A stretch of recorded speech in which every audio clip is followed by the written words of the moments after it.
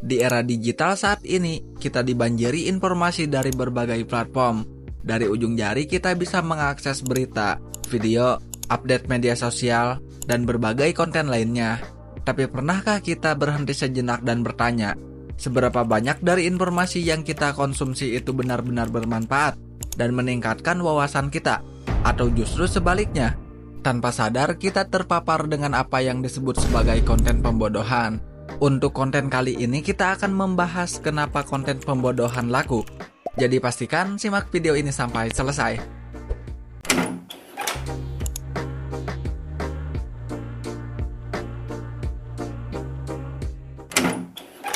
Tujuan dari konten pembodohan bisa bermacam-macam. Ada yang murni untuk mengejar views, like, dan engagement di sosial media. Ada juga yang lebih berbahaya, yaitu untuk memanipulasi opini publik, menyebarkan disinformasi, atau bahkan mempromosikan agenda tertentu.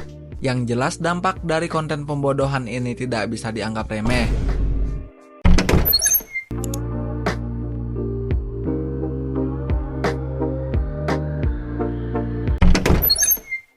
Istilah pembodohan atau dumbing down mungkin terdengar agak kasar, tapi sebenarnya menggambarkan fenomena yang cukup serius, yaitu penyederhanaan informasi secara berlebihan, bahkan sampai merusak esensi atau konteks aslinya. Konten pembodohan seringkali hadir dalam berbagai bentuk, mulai dari judul berita yang clickbait, video sensasional yang minim informasi, meme yang menyederhanakan isu kompleks, hingga kutipan-kutipan yang disalahartikan atau dipelintir. Konten yang dianggap pembodohan bisa laku karena berbagai faktor yang kompleks dan tentunya saling berkaitan. Yang pertama ialah subscribe underspread. Yang pertama adalah engagement.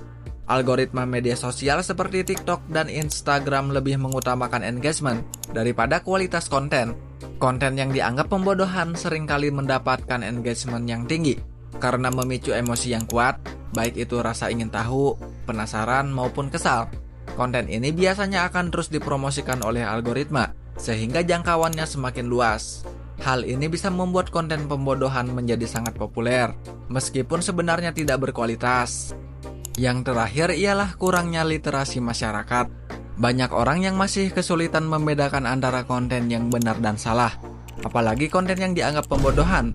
Beberapa orang terlalu percaya dengan apa yang mereka lihat di media sosial. Mereka menganggap semua informasi yang ada di media sosial adalah benar, sehingga mudah terpengaruh oleh konten pembodohan.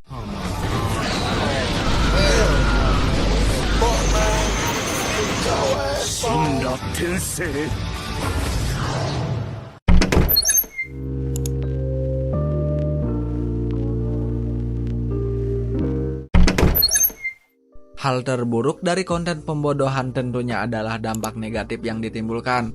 Konten pembodohan dapat memiliki dampak negatif bagi masyarakat. Yang pertama yaitu penyebaran informasi salah.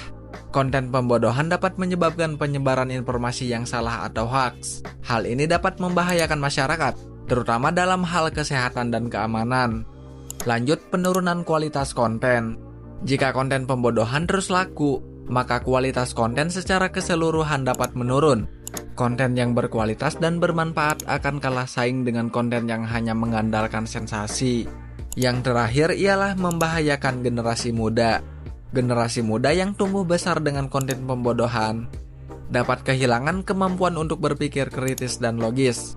Mereka juga bisa menjadi lebih konsumtif dan kurang peduli terhadap isu-isu penting.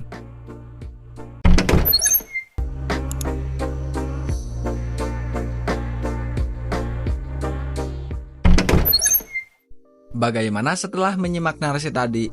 Konten yang dianggap pembodohan emang lagi laku banget di media sosial. Tapi kita sebagai pengguna harus tetap kritis dan selektif. Jangan biarkan konten kayak gini bikin kita jadi kurang pintar. Koreksi jika ada pembahasan yang salah, atau mungkin kalian memiliki pendapat yang berbeda. Boleh banget untuk tambahkan di kolom komentar di bawah ini. Thanks for watching.